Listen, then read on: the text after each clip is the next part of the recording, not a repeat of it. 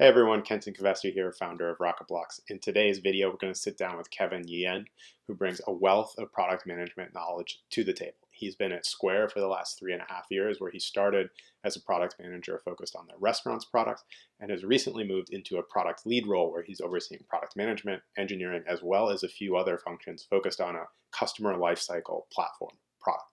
So we're going to cover a ton of great product management topics in these videos. Let's go ahead and jump in.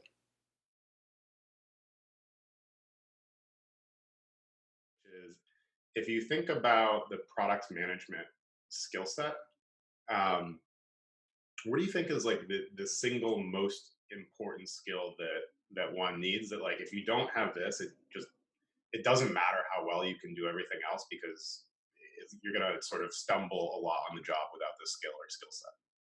Yeah, so I'm gonna cheat, and then I'm gonna bend the question a little bit to meet my needs. So I don't think it's one necessarily, but I'll say two, Okay, and I'll also say I'll that let you get away with it. appreciate it. I'll also say that the two attributes I'll call out, they're both the minimum and the maximum. Meaning, if you don't have these, then you won't succeed as a PM. But also, the better you are at these two things, the more you'll excel at the upper echelon of being a Okay, product manager. okay, fair enough. So the first one is just like raw curiosity. Uh, the people that I have seen who have developed the ability to learn new things faster are naturally more successful. And that's because most of the time, as a product manager, you're going through kind of unknown territory. And so if you're able to dive into that unknown setting, figure out what's going on, and then develop a plan around it, learning what that context is, that'll just serve you really, really well. And that will outpace someone who just has the domain expertise from the get go, I think 9 out of 10 times. The way to kind of represent that graphically, I think, is the old example of you can start with a higher y intercept, but if your slope is higher, you'll eventually outpace, right? Yep. So that's the first one. And then the second attribute I would say is it's boring, but just work ethic. Uh, Mhm. as a PM, you are the unglorified like janitor of the team. And this is a detour, like a bit of a tangent, but I'm surprised in a lot of ways why product management is such a sought after position because it's just a grind a lot of the times. And you have to kind of relish in that.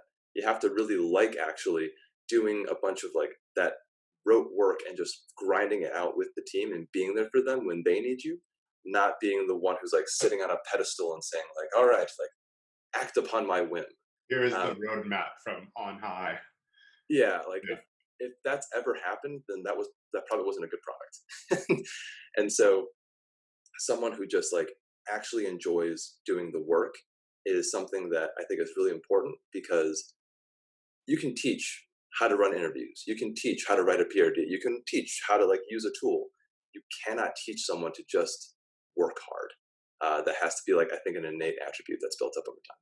Yep. Yeah, in all the sort of glorification that's happened around product management in the last 5 years, you don't hear a lot of people talking about like bug triaging and the 40th meeting you've done with execs to sort of reframe this issue now that you've got every single team on board with your vision by just sort of like walking that line and like all that type of stuff. Or I remember a time, this was a long time ago, but at Zynga when I was running mobile poker where a bunch of things went wrong over the weekend. And it was like the only one that really could fix things was our lead engineer on the Android app. And he had to come in on Saturday and just work on it. And I just came in on Saturday and brought him snacks and like sat next to him. There was literally nothing else I could do because I couldn't write that code.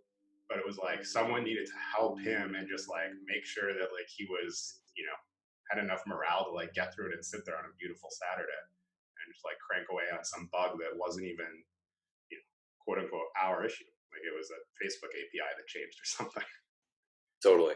And like I think any PM who's been doing it for more than a year probably has one of those stories where it's like you felt helpless sometimes, but you knew that you had to do something still, right? Just to kind of be there for your team.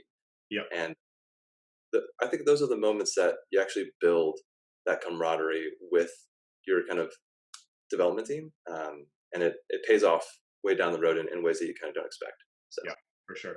Tell me a little bit on the first part of that answer. You said raw curiosity, which I agree with a lot.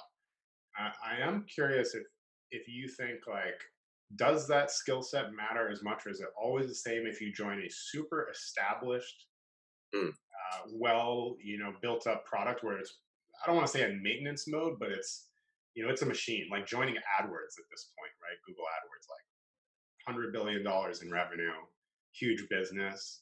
Is raw curiosity in that role as important as it is joining a company that's earlier in its phase, like Square or Stripe or something like that? yeah, that's a really good question, and I have a feeling that this will probably be a trend throughout the rest of the conversation, which is a lot of this stuff depends on what stage you're in, what company it's in, what industry that's in, because all that kind of bends and shifts. Um, I don't know if I can speak intelligently to how important it is in like the position of I'm a PM on a product that's been around for 25 years and is like in that maintenance mode, so to speak, because I've never done that and I've never had a never had a desire to either, personally. Not saying it's not a worthwhile endeavor, but if I were to project myself into that position, I'd say I guess I would hope that that is still equally important because if the need to learn, to continuously learn goes away, then I would argue you don't need a product manager anymore, right? If AdWords could essentially have, not to take it all the way to like AI, but just like have an algorithm like pump out, here's the things, it's prioritized, please execute. Great. All you need is a team around that. Then you don't need someone to actually help you navigate through the fog and go through that problem identification.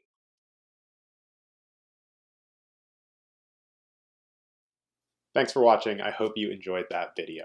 If you haven't subscribed yet already, we've got a ton of great content coming out on both the consulting and the product management career paths on a weekly basis. So go ahead and subscribe, and that means you'll get all of our videos as soon as they come out. Thanks again for watching, and have a great day.